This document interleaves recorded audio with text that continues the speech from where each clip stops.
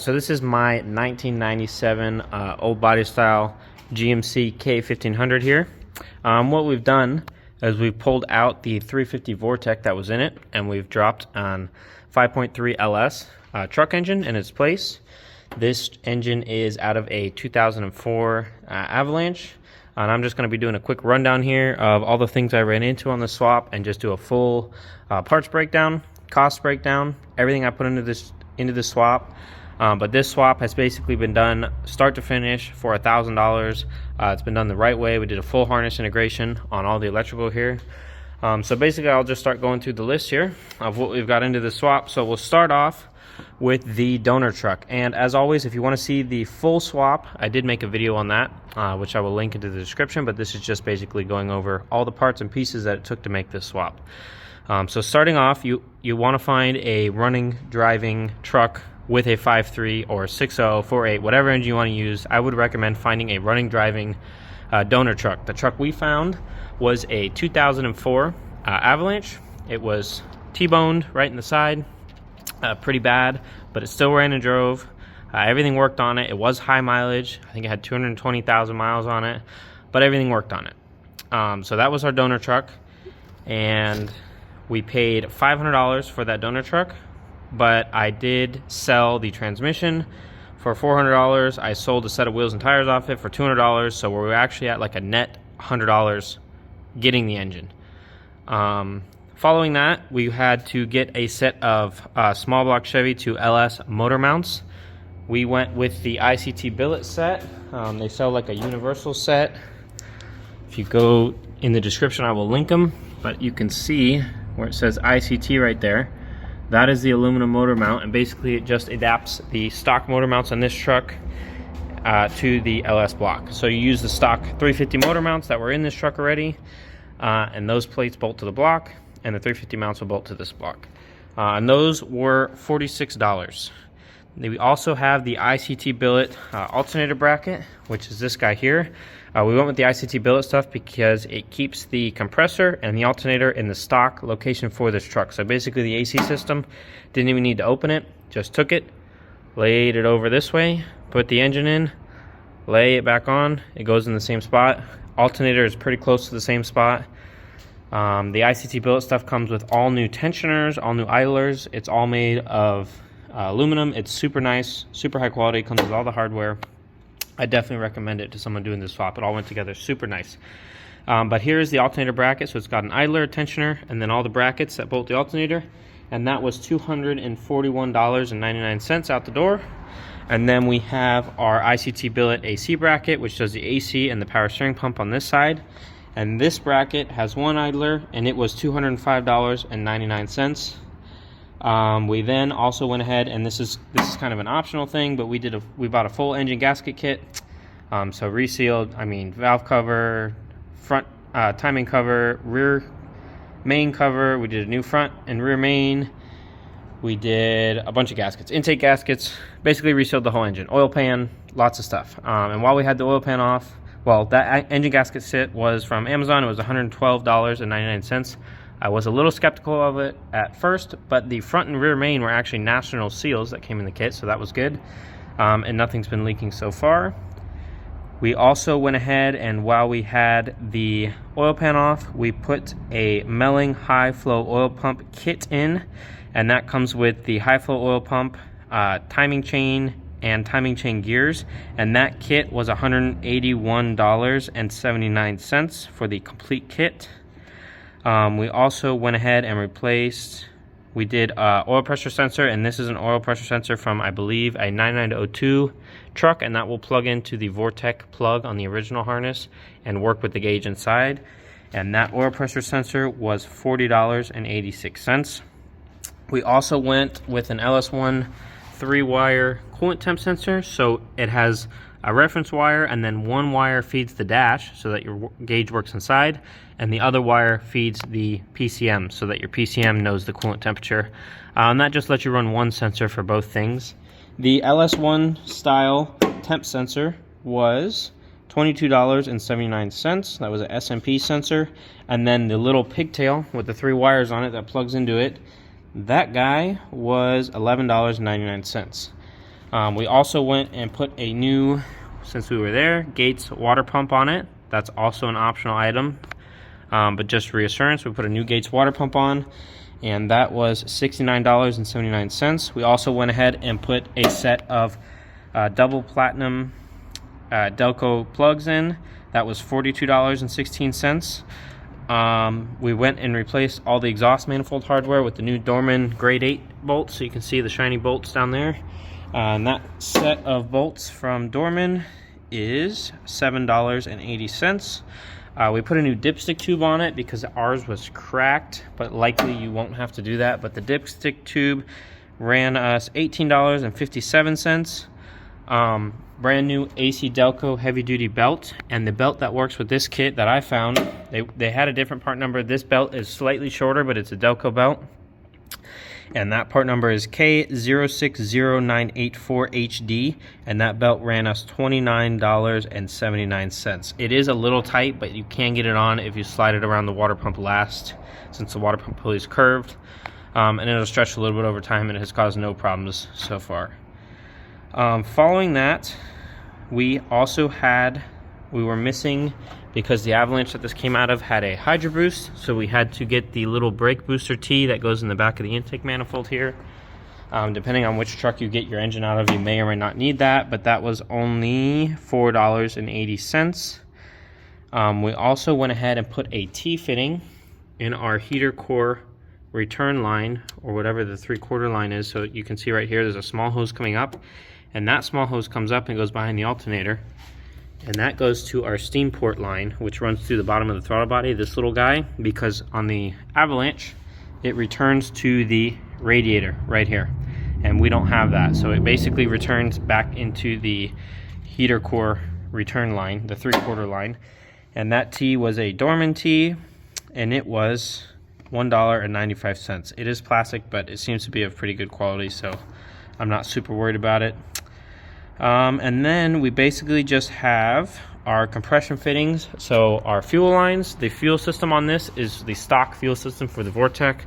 I did put a D-Torx pump in a while ago. That was not even related to the swap. That was just because the stock pump died and I put a better pump in, but you can run this perfectly fine on the stock Vortec 350 fuel system. Basically what we've done is, you can see it's got the two LS fuel line quick connects. So basically we cut the stock lines off, and we cut the stock lines off the Vortec. You will have to use a fuel rail from like a 99 to 02 truck that has a return line on it with a regulator built in, unless you want to add an external regulator somewhere yourself. But those two lines connect to the factory two lines that were going to the Vortec, and that uses a 3/8 compression union and a 5/16 compression union, which were $3.08 and $3.40 respectively. And that is pretty much the entire list of parts for the swap. All into this swap, I am $1,000.08 into this swap. So super affordable, you know, obviously not counting my own time I put into it. It took me about a week to complete this swap, so 5 days start to finish. And then if you don't count the shenanigans I did, you know, with selling the transmission and the tires, and I sold seats and other stuff out of that truck that I didn't even count. But if you don't count any of that, you'd be at $1,600.08, which is still super affordable for this swap. That being said, it is still a high mileage engine. I'm not worried about it. It has good compression. It runs good. It's been fully resealed. It doesn't leak a drop of oil. Has plenty of power. I'm not worried about it at all. If you did want to go out of your way and fully rebuild the engine, these engines are not super expensive to rebuild. But that's just my personal preference. If it's not broken, why am I going to take it apart and fix it? So a couple other things worth noting on this swap. Oh, this was not on there. This is a cold air intake kit for like the truck year of the Avalanche that it came out of. And normally they go this way. This one goes that way into the airbox, but you could do this however you wanted. Most people relocate the battery to this side and just use the stock, go this way with it and put it in this spot. I mounted it up there and did that. Doesn't really matter which way you do it, but that's that. As far as the electrical is concerned, I went into more detail in my other video going over the whole thing. But basically we took the Vortec harness and stripped it down to everything we needed to keep. So we kept like AC stuff, all the transmission and transfer case stuff, because this is the original transmission that was in this truck, the original 4060, and stuff like that stayed. And then we took the LS harness and just kept what we needed for the engine side, right? So all your connections to your fuel injectors, your coils, coolant temp sensor, alternator, crank sensor, all those things, mass airflow, would have stayed with the LS harness, and basically stripped them all down on a table, and then loomed them up together with what we needed for both of them. All the factory Vortec stuff got repinned into the LS PCM. The Vortec PCMs use the same pins as the LS PCM, which is super convenient because you can just pop the pins out of the Vortec plugs and pin them in. All the pinouts can be found on lt1swap.com's website. That is a super helpful resource if you're trying to do this yourself. And you can find all the pinouts for the Vortec stuff, all the pinouts for the 350 stuff, 350 Vortec, and then all the pinouts for the LS stuff. And you basically just got to move everything to the right pins on the LS stuff, and it should all work. At least it did in this case. We also used a drive-by-wire truck setup. So this is a drive-by-wire throttle body. There's no cable connection between the throttle body and the gas pedal. This is our TAC module here. Conveniently bolts into the same 3 holes that the cruise control box bolted into. Exactly the same. And this is hooked up to our factory cruise control wires. So I also went over that in detail in the other video. But the old cruise control plug that went into the old cruise control box now goes into the wires for this TAC module box. So all the cruise control stuff works as if it was factory. Essentially, if you were behind the driver's seat of this truck, you would not know that anything has been tampered with, that there's an LS in it or anything like that. We also used the drive-by-wire pedal out of the Avalanche that this came out of. But I attached the stock OBS pedal to it so it would have the look and feel of the OBS, and that goes up and the wire goes to the firewall and plugs directly into that TAC module you see right here on the firewall. That's the majority of the wiring. Obviously that's very simplified. That was probably the most amount of work in the swap, was the wiring. Getting the engine physically in the truck with all the brackets and stuff from ICT billet and bolting it in was pretty straightforward. The wiring was definitely the most involved, but if you take your time and you do it right, it'll come out really nice and you'll be very happy with the result. And it drives, it drives so much better than the 350 Vortec that was in here. As far as I can tell, fuel mileage is maybe 1 or 2 miles per gallon better, which I wasn't really hoping for, but the power is so much better. It's so much smoother. It idles so much smoother. It drives so much smoother. It has much more power off the line. And overall, a lot simpler engine than the 350 Vortec. The 350 Vortec had so much junk added onto it. It had emission stuff on it. It still had a distributor. Had a bunch of other stuff on it that was just trying to adapt it to be a newer style engine than it was originally intended to be. And this is an engine that was designed from the ground up to be what it is. And it's a very simple engine. It's very easy to work on. Parts are inexpensive and they're very reliable. One last thing with the electrical. On the fuse panel, as far as powering all the new stuff on the LS PCM, some people add like little fuse blocks here and stuff, but I wanted to make this look as factory as possible. So what I did is I went to the junkyard, grabbed another fuse panel, and these fuses in the bottom here are usually unpopulated fuses. And as you can see, this one, and this one are fuses I've added. I also added this relay. So basically I took the pins from the other fuse box and pinned them into this guy.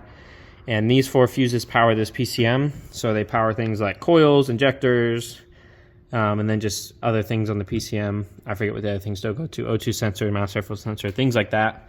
And this relay is a keyed relay that turns this on and off with the key. Powers up all these fuses, so it all works like factory. That way you can put this on, and all the electrical in this truck looks completely factory. You wouldn't know anything was done unless you really knew what you were looking at.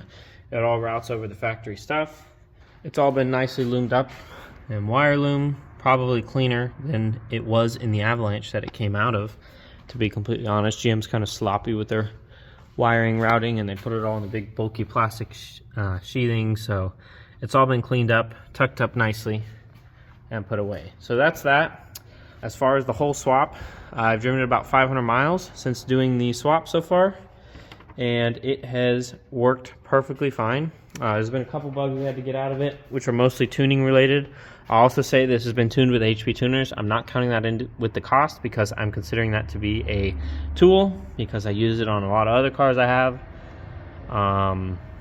But yeah, most of it was tuning related.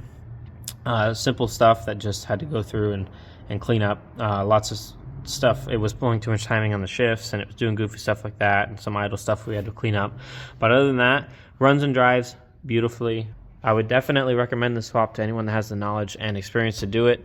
I'm super happy with the way it came out, and that's it. So this is the $1,000 LS swap into a 97 GMC K1500. I hope this helps somebody out. As always, all the parts used for the entire swap are going to be linked in the description. I'll also post a link to the other video where I literally show the entire swap start to finish, so you can give that a watch and see how it goes. But that's it. That is the conclusion of this swap. It is running, driving back on the road, being driven every single day. I may post an update video way down the line, but I don't see a reason anything would need to be changed on this. It all works pretty good. The only thing I'm considering changing is moving to an electric fan, because this PCM has the support for electric fans. That would just free up all this space, and it would allow the AC to work a little bit better in the hot summer months when you're not moving, you're just parked in stop and go traffic, because it'll pull more air. But that's the only thing I'm considering changing. Everything else works amazing. So that's that. Thank you guys for watching. I'd really appreciate if you would go ahead and click that subscribe button, and hopefully this information helps somebody out, and I will see you next time.